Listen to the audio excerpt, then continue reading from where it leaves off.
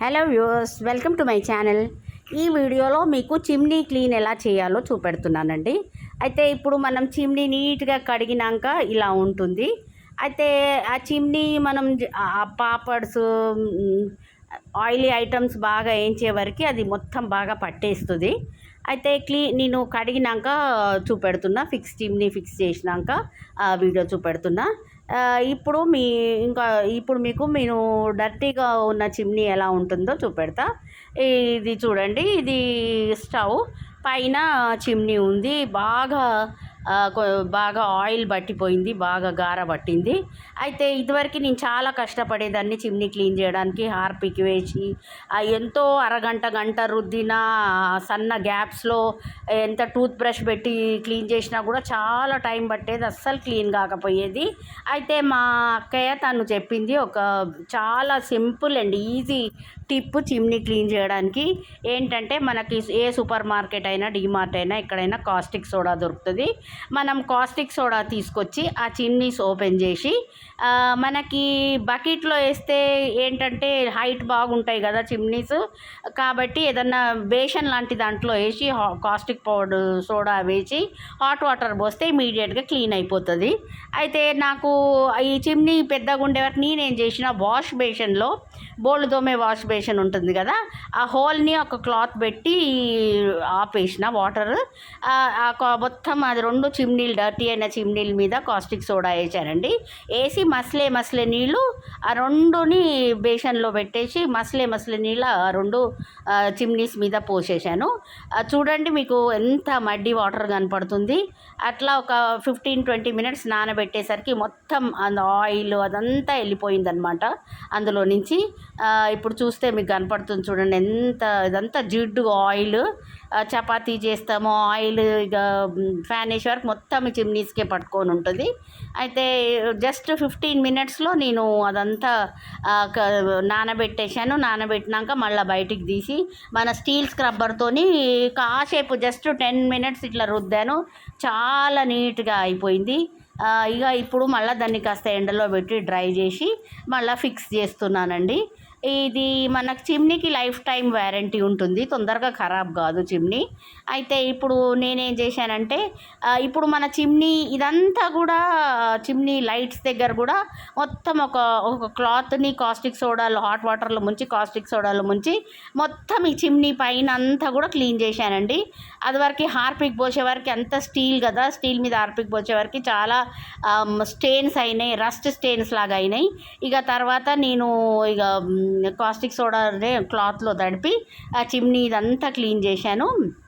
Stool వేసుకొని చాలా నీట్గా మనకి స్టీల్ చిమ్నీ ఏకదం కొత్త న్యూ దానిలాగా అయిపోయింది. ఇక మళ్ళీ ఏం చేశానంటే, కొంచెం డ్రై కాగానే ఈ కడిగిన చిమ్నీస్ అన్నీ ఎండలో పెట్టేశాను. వాటర్ మొత్తం డ్రైన్ అయిపోయింది. వాటర్ డ్రైన్ అయిపోయినాక ఆ చిమ్నీ తీసుకొచ్చి మళ్ళీ నేనేం చేశానంటే వాటికి ఫిక్స్ చేశాను. ఫిక్స్ చేస్తే మంచిగా కొత్త వాటిలాగా అయిపోయింది. ఇంకా వాటర్ డ్రై కాలేదు. ఈ బయట యూనిట్ క్లీన్ చేస్తున్నాను మొత్తం.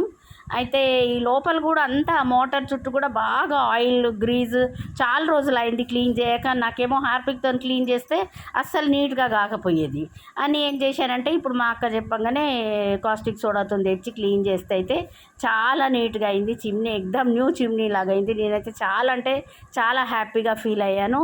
ఎందుకంటే ఇది మనకి ఒక గంట కష్టపడ్డా ఫలితం ఉందంటే కష్టపడవచ్చు, కానీ మనము ఎంతసేపు రుద్దినా కూడా అది నీట్ కాకపోయేది. ఈ టిప్ అయితే చాలా యూస్ఫుల్గా ఉంటుంది.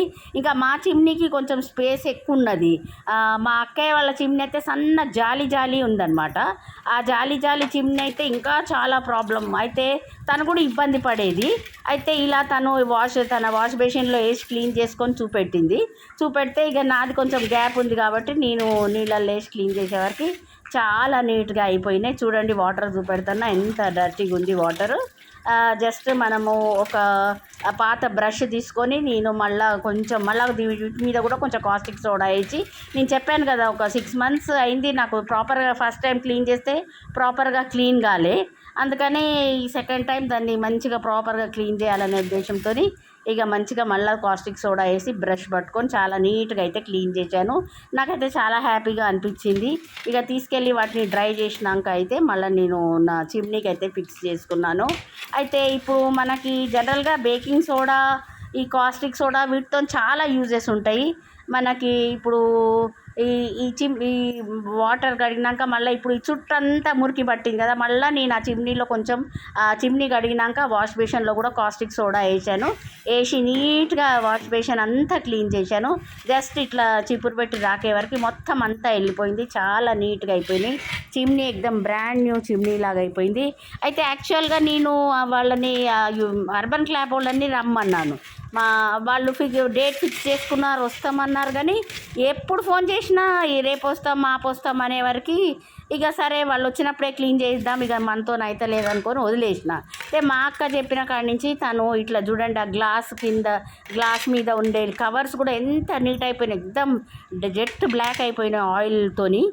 నీట్గా క్లీన్ చేశాను. దాన్ని క్లీన్ చేసి ఇక తీసుకెళ్ళి ఇక మళ్ళీ దాన్ని చిమ్నీకి అయితే ఫిక్స్ చేశాను. చిమ్నీ ఏకదం కొత్త చిమ్నీ లాగా అయిపోయింది. ఇప్పుడు నాకు జస్ట్ నేను 1 మంత్కి ఒకసారి చిమ్నీస్ తీసేస్తాను. వాష్ బేషన్లో క్లాత్ అడ్డం పెట్టేసి వాటర్ పోనీయకుండా ఈ చిమ్నీస్ మీద మొత్తం దాని మీద కాస్టిక్ సోడా వేసేసి హాట్ వాటర్ పోసేస్తా. 2 మంత్స్కి ఒకసారి క్లీన్ చేసే వరకు అయితే చిమ్నీ చాలా నీట్గా అయిపోయింది.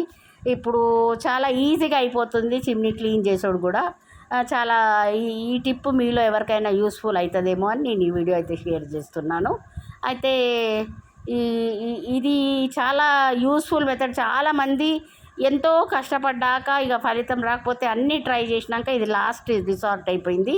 ఇప్పుడైతే చాలా ఫ్రెష్గా చిమ్నీ చాలా నీట్గా కొత్త బ్రాండ్ న్యూ చిమ్నీ లాగా ఉంది. నాకైతే చాలా హ్యాపీగా ఫీల్ అయ్యాను నేను ఈ చిమ్నీ క్లీన్ అయినాక చూసి. Okay friends, thank you for watching.